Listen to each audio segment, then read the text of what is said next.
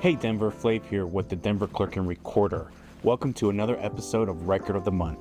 This month, we're highlighting something that's very near and dear to our hearts, our Acceso Spanish Language Advisory Board. Acceso's mission is to advise and guide the Clerk and Recorder in its elections division in effectively communicating with Denver's Spanish-speaking community.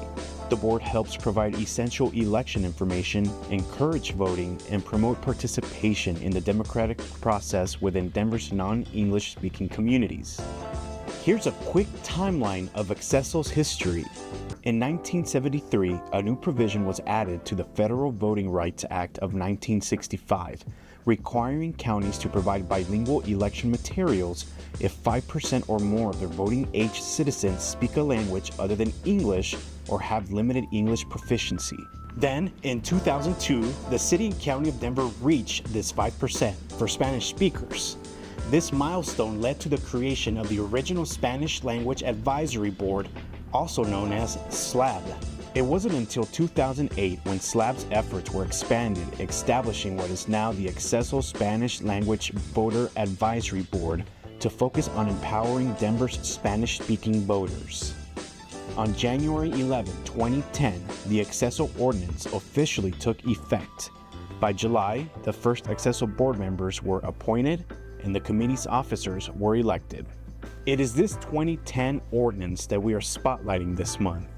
Ordinance number 7, series of 2010, helped establish an elections committee to enhance the effectiveness of election services for limited English, Spanish-speaking electors of the City and County of Denver.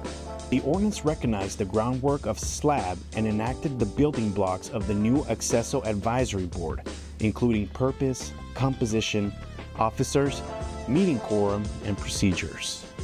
Then in 2023, amendments were made to Article 7 of Chapter 15 of the Revised Municipal Code, and that really modernized and shaped Acceso into what it is today.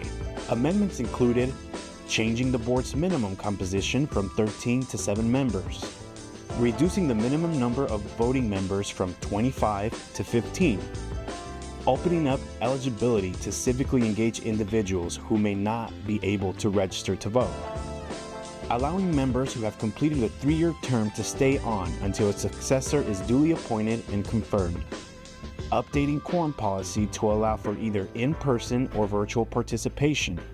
Lastly, it requires the Denver Clerk and Recorder to provide staff support to the board. As Denver's Spanish-speaking population continues to grow, Acceso will continue to play an important role in ensuring language access and equity at the polls. Thank you for watching this episode of Record of the Month, Denver. We'll see you next time.